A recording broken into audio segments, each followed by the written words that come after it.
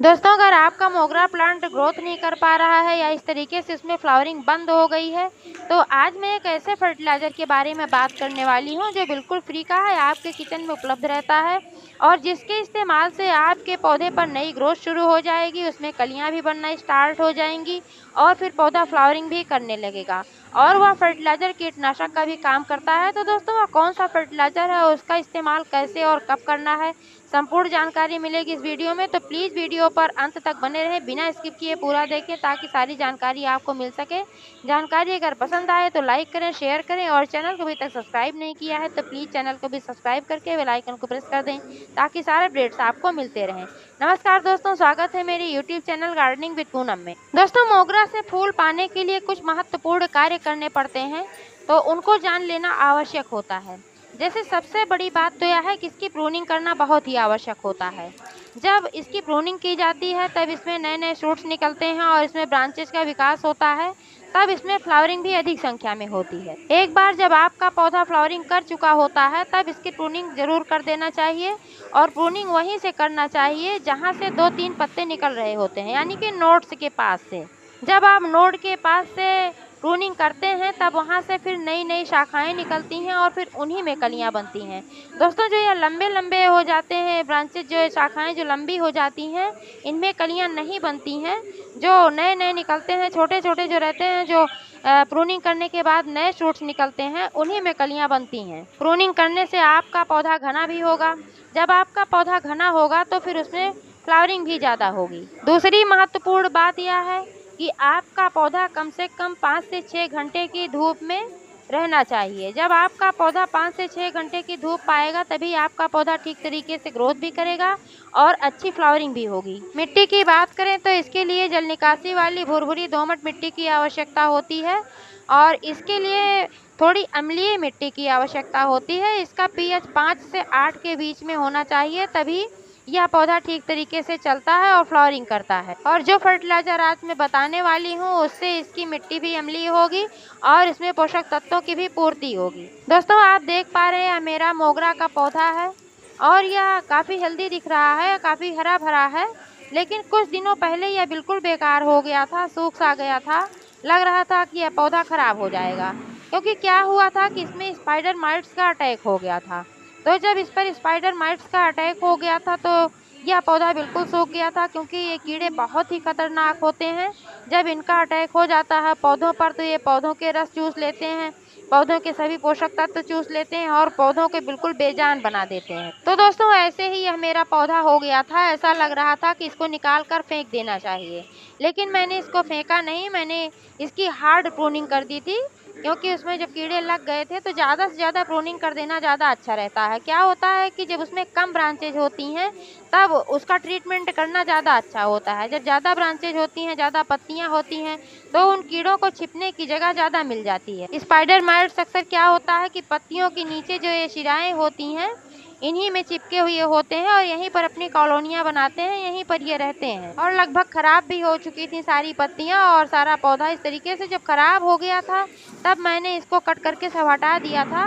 तो इनमें जो प्रमुख शाखाएं थी मैंने उन्हीं को छोड़ दिया था।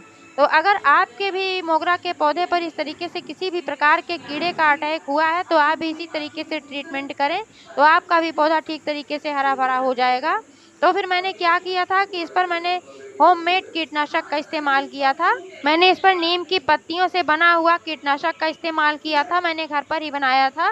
वह बनाना बहुत ही आसान है। उसको बनाने के लिए आप ताज़ी नीम की पत्तियां ले लें, उसको धोकर ठीक तरीके से, फिर उसको मिक्सर जार में डालकर थोड़ा सा पानी मिलाकर पीस लें और फिर उसका रस निकाल लें। अब 100 ml रस में 1 लीटर पानी मिलाकर आप अपने पौधे पर छिड़कें।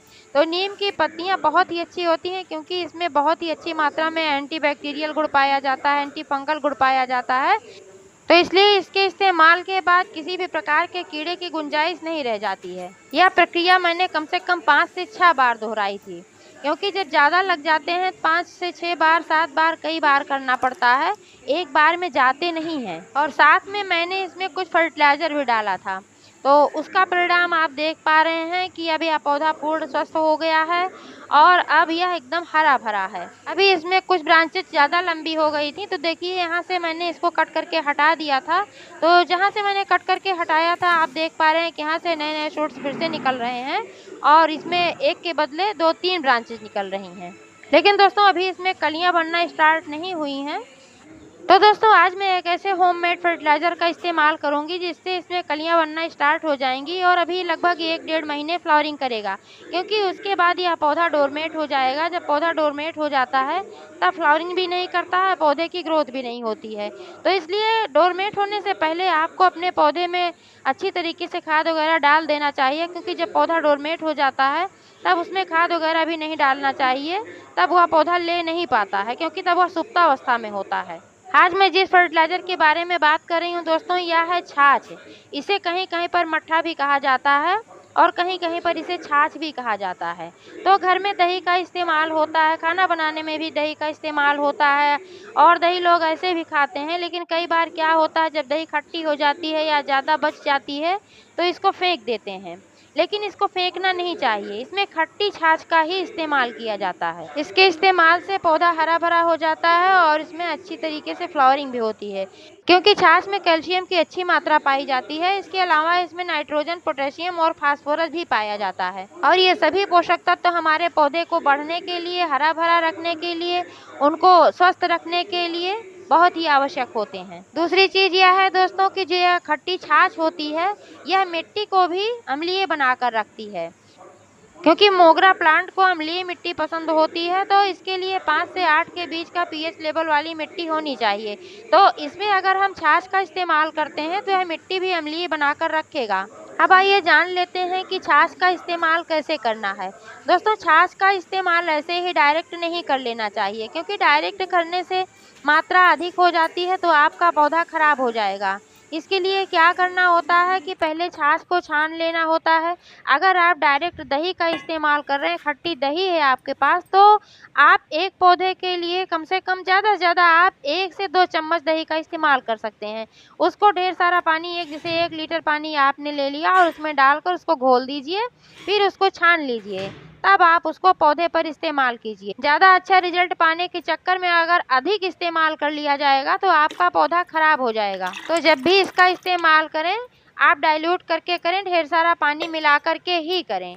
दोस्तों छाछ के इस्तेमाल से हमारे पौधे हरे भरे भी रहते हैं, फ्लावरिंग भी करते हैं। लेकिन कुछ पौधे ऐसे होते हैं जिन पर छाछ का इस्तेमाल नहीं करना चाहिए। दोस्तों छाछ हमारे कुछ पौधों के लिए फ़ायदेमंद है तो कुछ पौधों को नुकसान भी पहुंचा सकता है, तो इसलिए इसका इस्तेमाल सोच समझ कर करें। जो पौधे कैल्शियम वाले होते हैं, जिनमें पहले से अधिक कैल्शियम होता है, तो उन पौधों पर अगर आप इसका इस्तेमाल करेंगे तो कैल्शियम की मात्रा अधिक हो जाएगी, तो उनको ये नुकसान पहुंचा सकता है। जैसे अगर आपने टमाटर, गोभी और मशरूम वगैरह पर इसका इस्तेमाल कर लिया तो आपका पौधा खराब हो जाएगा, इसलिए इस पर कभी ना करें। आप इसका इस्तेमाल करी पत्ता के पौधे पर, हरसिंगार यानी पारिजात के पौधे पर कर सकते हैं, मोगरा, गुड़हल, इन सब पौधों पर बहुत ही आसानी से इसको कर सकते हैं, क्योंकि इन पौधों को अम्लीय मिट्टी पसंद होती है और इनमें बहुत ज़्यादा कैल्शियम की मात्रा नहीं होती है। तो दोस्तों छाछ को फर्टिलाइज़र के रूप में या कीटनाशक के रूप में जब आप इस्तेमाल करते हैं तो सबसे पहले इसको डाइल्यूट कर लीजिए। जो आपके पास मट्ठा है तो उसमें ढेर सारा पानी मिला लीजिए। अगर आपका मट्ठा ज़्यादा गाढ़ा है तो उसमें ज़्यादा मिलाइए, कम गाढ़ा है तो उस हिसाब से मिलाइए। और अगर आप दही का इस्तेमाल कर रहे हैं तो आप ज़्यादा दही का इस्तेमाल ना करें। अगर आपका गमला बहुत बड़ा है, गमले के साइज़ के हिसाब से ही करिए। अगर आपका गमला बहुत बड़ा है यानी कि 18-20 इंच का है, तब आप उसमें 2-3 चम्मच का इस्तेमाल कर सकते हैं। लेकिन अगर आपका गमला सिर्फ 10 से 12 इंच का है तब सिर्फ 1 चम्मच का इस्तेमाल करें। 1 लीटर पानी में 1 चम्मच दही को घोल लें, फिर इसको छान लें। छानने के बाद आप इसको स्प्रे बोतल में भरकर पत्तियों पर छिड़कें, क्योंकि क्या होता है जब पत्तियों पर छिड़का जाता है तब पत्तियां इसको अब्जॉर्ब कर लेती हैं और पौधों तक पहुंचाती हैं। फर्टिलाइज़र का भी काम अच्छा करता है।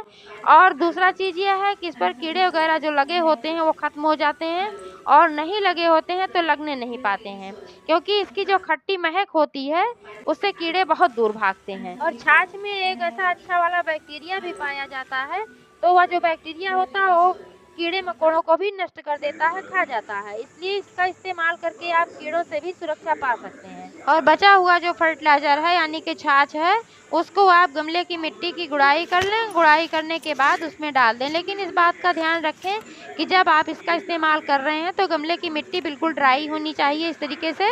इसमें पहले से नमी नहीं होना चाहिए। जब आपको इस फर्टिलाइज़र का इस्तेमाल करना है, किसी भी लिक्विड फर्टिलाइज़र का इस्तेमाल करना है, तो आप 1 दिन पहले गमले की मिट्टी की गुड़ाई करके उसको ऐसे ही खुला छोड़ दें। इससे क्या होगा कि जड़ों तक हवा वगैरह चली जाएगी और अगर इसमें कोई बैक्टीरिया वगैरह होगा तो वो भी धूप लगने की वजह से नष्ट हो जाएगा। फिर अगले दिन जब ये मिट्टी पूरी तरीके से ड्राई हो जाए तभी इसमें कोई भी लिक्विड फर्टिलाइज़र आप डालें। तो दोस्तों, बची हुई छाछ को फेंकने के बजाय आप अपने पौधों पर इस्तेमाल करेंगे तो आपका पौधा हरा-भरा भी होगा और उसमें ढेर सारी फ्लावरिंग भी होगी। जानकारी कैसी लगी कमेंट करके अवश्य बताइएगा। पूरा वीडियो देखने के लिए बहुत-बहुत धन्यवाद।